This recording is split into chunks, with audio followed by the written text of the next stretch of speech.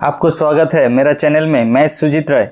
1 नवंबर 2022 को reserve bank of India ने अपना डिजिटल करेंसी यानी ई रूपी को लॉन्च किया है। इसका मतलब क्या होता है? फिलहाल आरबीआई ने 1 नवंबर से होलसेल ट्रांजैक्शन के लिए डिजिटल रूपी को जारी किया है।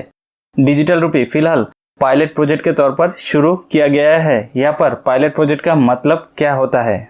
अभी रिटेल के लिए डिजिटल करेंसी को क्यों नहीं जारी किया गया है और होलसेल का मतलब क्या होता है? ये डिजिटल करेंसी का क्या क्या फायदा होने वाला है? इस सारी डिटेल्स के बारे में मैं आपको इस वीडियो में बताने वाला हूँ। तो चलिए आगे बढ़ते हैं। आगे बढ़ने से पहले आपसे मेरा एक छोटा सा रिक्वेस्ट है कि इस वीडियो को अगर अच्छा या नॉलेजेबल लगे तो मेरा चैनल को please subscribe, like and share कर दीजिएगा, जो कि आगे आने वाले क्वालिटी कंटेंट आपको आसानी से मिल जाए। चलिए शुरुआत करते हैं। सबसे पहले जानते हैं कि डिजिटल करेंसी क्या होता है। दरअसल सीबीडीसी का मतलब सेंट्रल बैंक डिजिटल करेंसी किसी कंट्री के सेंट्रल बैंक द्वारा जारी की गई रेगुलेटेड डिजिटल करेंसी होती है। ये करेंसी केवल डिजिटल या इलेक्ट्रॉनिक फॉर्म में ही अवेलेबल होती है। इसके लिए यूजर्स को बैंक जाने की कंपलसरी नहीं होगी। ये क्रिप्टो करेंसी जैसी एक डिजिटल टोकन है, मतलब कि ये एक तरह का डिजिटल वॉलेट होगा जिसमें आप डिजिटल करेंसी रख पाएंगे और इसके थ्रू से एक डिजिटल वॉलेट से लेकर दूसरे डिजिटल वॉलेट या बैंक अकाउंट में ट्रांसफर कर पाएंगे। लेकिन कोई लोग कॉन्फ्यूज हो जाते हैं। मान लो आपका गूगल पे या फोन पे जैसे एप्लीकेशन में 2000 रुपये पड़ा हुआ है, वो भी क्या डिजिटल करेंसी है? तो देखो, वो एक डिजिटल करेंसी का जरिया हो सकता है, लेकिन डिजिटल करेंसी नहीं होता है। जैसे कि हमारे देश के रिजर्व बैंक ऑफ इंडिया ने जो नोट्स या कॉइन्स रिलीज करते हैं इकोनॉमी के अंदर, वो होता है एक फिजिकल फॉर्म में, यानी आप नोटों को छू सकते हैं, देख सकते हैं या फील भी कर सकते हैं। इसीलिए इसको फिजिकल करेंसी कहा जाता है। और फिर वही पैसा को आप आपके बैंक में डिपॉजिट करते हैं और इसी पैसा को आप किसी वॉलेट या फोन पे जैसी एप्लीकेशन में ट्रांसफर करते हैं। इसीलिए इसको डिजिटल करेंसी कहते नहीं है। लेकिन डिजिटल करेंसी उसी को कहेंगे जिसका कोई फिजिकल फॉर्म नहीं होगा, इसका सिर्फ और सिर्फ डिजिटल फॉर्म ही होगा। मतलब आरबीआई ने डिजिटल करेंसी को बना के उसी को इकोनॉमी में रिलीज कर रहे हैं डिजिटल फॉर्म में। इसीलिए इसको सीबीडीसी यानी सेंट्रल बैंक डिजिटल करेंसी कहा जाता है। लेकिन एक इम्पोर्टेंट बात है, इंडिया की प्रोस्पेक्टिव से जानने की आपको बहुत ही जरूरत है। वो ये है कि इंडिया में आपको 2 टाइप्स के डिजिटल करेंसी मिलेंगे। एक बोला जा रहा है होलसेल डिजिटल करेंसी और दूसरा बोला जा रहा है रिटेल डिजिटल करेंसी। तो चलिए जानते हैं कि होलसेल डिजिटल करेंसी और रिटेल डिजिटल करेंसी होता क्या है। रिटेल सीबीडीसी पॉसिबली सबको इस्तेमाल के लिए उपलब्ध होगी और होलसेल सीबीडीसी इसे सिर्फ चुनिंदा फाइनेंशियल इंस्टीट्यूशंस, जो कि आरबीआई द्वारा सिलेक्टेड फाइनेंशियल इंस्टीट्यूशन के लिए ही जारी किया गया है। पिछले दिनों आरबीआई ने इसके बारे में जानकारी देते हुए कहा था कि सेंट्रल बैंक डिजिटल करेंसी का पर्पस करेंसी के मौजूदा फॉर्म्स को बदलने की बजाय डिजिटल करेंसी को उनका पूरक बनाना और यूजर्स को पेमेंट के लिए एक अतिरिक्त विकल्प देना है। इसका मकसद किसी भी तरह से करेंट सिस्टम को बदलना नहीं है, यानी आपके ट्रांजैक्शन पर इसका कोई तरह के इफेक्ट नहीं पड़ने वाला है। स्टार्टिंग में आरबीआई को सीबीडीसी से कई तरह के लाभ मिलने की उम्मीद है, जैसे कि करेंसी मैनेजमेंट की कम लागत और कैश पर डिपेंडेंसी कम होना। तो आगे और मैं आपको बताऊंगा, जो कि आपको क्लियर होते जाएगा।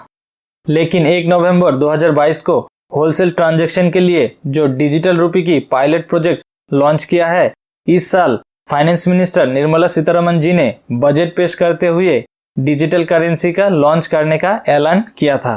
Digital rupee using blockchain and other technologies to be issued by the Reserve Bank of India starting 2022 and 23. इस टेस्टिंग के तहत गवर्नमेंट सिक्योरिटीज में सेकेंडरी मार्केट में लेन देन का काम किया जाएगा। आरबीआई ने सेंट्रल बैंक डिजिटल करेंसी लाने की अपने योजना की दिशा में कदम बढ़ाते हुए डिजिटल रूपी का पायलट टेस्टिंग शुरू करने का फैसला किया है। तो चलिए पायलट प्रोजेक्ट को समझते हैं। पायलट प्रोजेक्ट होता क्या है? पायलट प्रोजेक्ट किसी भी नए सिस्टम का एक प्राइमरी स्टेज की जांच है, जो कि प्रैक्टिकल ड्यूरेशन, कॉस्ट और प्रतिकूल घटनाओं का मूल्यांकन करने के लिए आयोजित किया जाता है। जिसमें देखा जाता है कि ये प्रोजेक्ट एक छोटे स्तर पर कितना इफेक्टिव होता है और इसके एडवांटेजेस और डिसएडवांटेजेस क्या क्या है। यदि इस प्रोजेक्ट को शुरू करने से स्मूथ रूप से पब्लिक के बीच सफल हो जाता है तो ठीक है, अगर कुछ दिक्कतें आई तो पहले ही उसको सुधार किया जाता है, जो कि बाद में आम पब्लिकों को दिक्कतों का सामना कम से कम हो और उसको सुधार किया जाए जल्दी से जल्दी। और इस डिजिटल करेंसी को होलसेल ट्रांजैक्शन के लिए 9 बैंक शामिल है। इनमें state bank of India, bank of Baroda, union bank of India, HDFC bank, ICICI bank, Kotak Mahindra bank, yes bank, IDFC first bank और HSBC शामिल है। ये बैंक गवर्नमेंट सिक्योरिटीज में लेन देन के लिए इस डिजिटल करेंसी का इस्तेमाल करेंगे। इसे सेंट्रल बैंक डिजिटल करेंसी यानी CBDC का नाम दिया गया है। अभी आपका मन में कुछ क्वेश्चन आ सकता है कि डिजिटल करेंसी और क्रिप्टो करेंसी दोनों के बीच में क्या डिफरेंस है, तो चलिए समझते हैं। देखो, क्रिप्टो करेंसी एक डिसेंट्रलाइज्ड डिजिटल संपत्ति होते हैं। इसके जरिए आप डिजिटल तरीके से ट्रांजैक्शन कर सकते हैं, जैसे कि बिटकॉइन, इथेरियम, XRP, ये सब क्रिप्टो करेंसी है। इनमें से बिटकॉइन सबसे पॉपुलर है। लेकिन टेंशन वाली बात यह है कि क्रिप्टो करेंसी को रेगुलेट करने के लिए कोई गवर्नमेंट या कोई बैंक नहीं है। क्रिप्टो करेंसी पूरी तरह से ब्लॉकचेन टेक्नोलॉजी से चलता है। इसके अलावा क्रिप्टो करेंसी के वैल्यू में अप एंड डाउन की स्थिति बनी रहती है, जैसे कि स्टॉक मार्केट में होते हैं। लेकिन ब्लॉकचेन टेक्नोलॉजी क्या होता है, चलिए जानते हैं। ब्लॉकचेन एक ऐसी टेक्नोलॉजी है जिससे बिटकॉइंस नामक करेंसी का संचालन होता है। यदि आपको इजी या सरल शब्दों में कहा जाए तो ये एक प्रकार का डिजिटल पब्लिक लेजर है, जिसमें हर ट्रांजैक्शन का रिकॉर्ड रजिस्टर किया जाता है। इसमें एक बार किसी भी ट्रांजैक्शन को रजिस्टर करने पर इसे ना तो वहां से करेक्शन किया जा सकता है, ना ही इसमें डिलीट किया जा सकता है।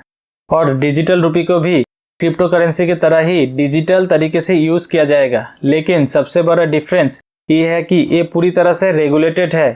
वही डिजिटल करेंसी को अथॉरिटी द्वारा नियंत्रित किया जाता है और सरकार की भी मान्यता मिली होती है। किसी भी तरह की दिक्कतें आने पर फाइनेंशियल इंस्टीट्यूशन दखल दे सकते हैं, लेकिन क्रिप्टो करेंसी में ऐसा संभव नहीं है।